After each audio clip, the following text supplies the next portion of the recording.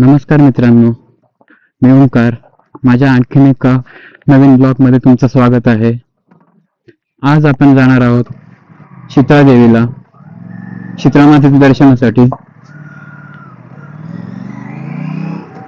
शीतळा देवीचं मंदिर माझ्या घरापासून जवळपास 35 ते 40 किलोमीटर दूर आहे.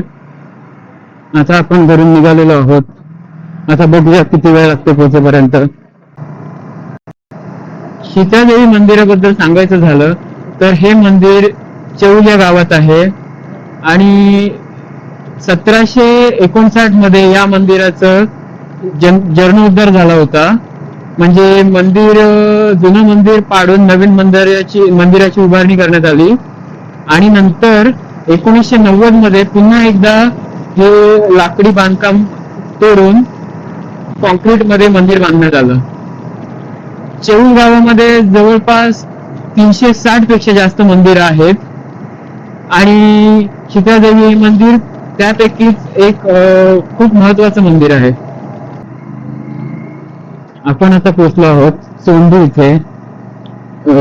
इथून आपण उजव्या बाजूला वळलं की इथे माझं स्कूल कॉलेज आहे. म्हणजे ज्युनियर KG ते 12th स्टँडर्ड पर्यंत मी याच कॉलेजला होतो, म्हणजे शाळेमध्ये होतो. SM वर्ती विद्यालय सोंडी. अजून आपल्याला शीतळादेवीसाठी 30 किलोमीटर ट्रॅव्हल करायचं आहे. बघूया आता किती वेळ लागतोय.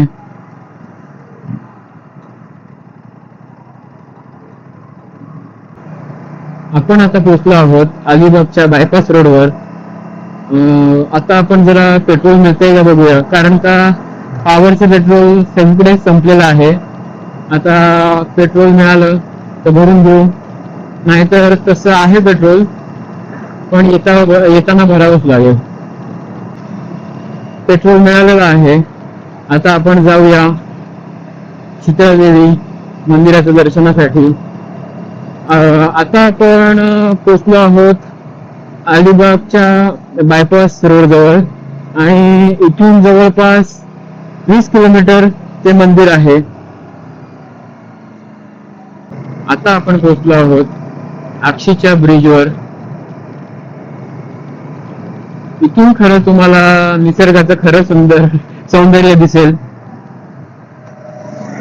हा रस्ता खूपच सुंदर आहे. आजूबाजूला जे झाड घरं आहेत. ही आहे नागावची शाळा. माझी मम्मी इथेच शिकली. माझी मम्मी मामाकडे राहायची नागाव मध्ये आणि तिथूनच तिने शिक्षण पूर्ण केलं.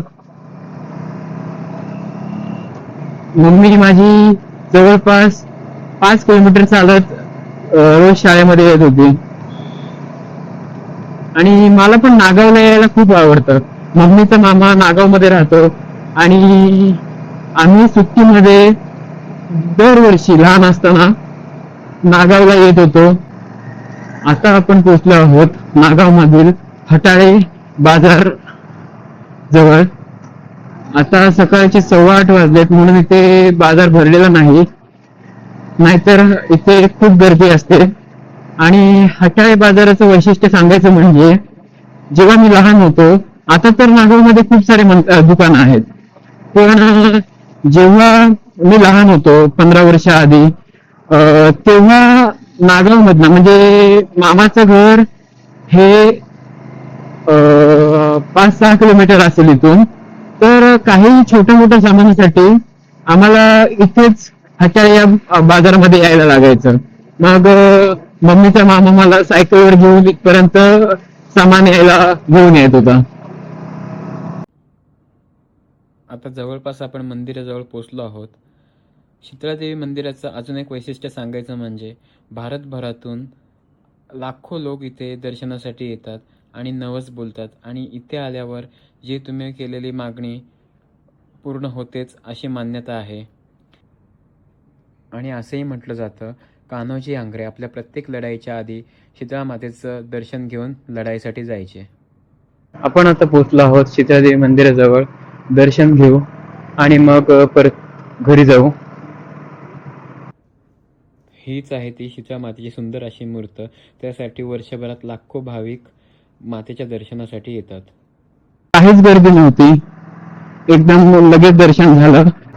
इथे सुप्रसिद्ध असं मिठाईचं दुकान आहे कफेबंद म्हणून. माझ्या आजीला म्हणजे आईच्या आईला इथला दुधी हलवा खूप आवडतो.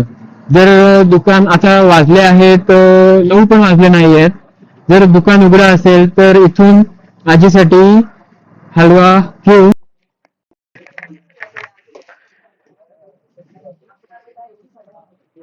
काका दुधी हलवा पाव किलोचे 2 द्या, साखरपेढा 1 द्या.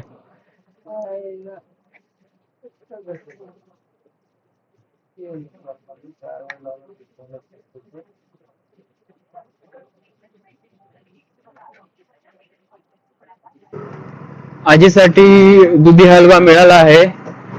आता आपण सरळ घरी जाऊ. हा व्हिडिओ आपण आता इथेच संपवू. तुम्हाला जर व्हिडिओ आवडला असेल तर नक्की सबस्क्राईब करा, शेअर करा, कमेंट करा आणि लाईक नक्की करा. तोपर्यंत मी तुमचा निरोप घेतो. आपण भेटू पुढच्या व्हिडिओमध्ये.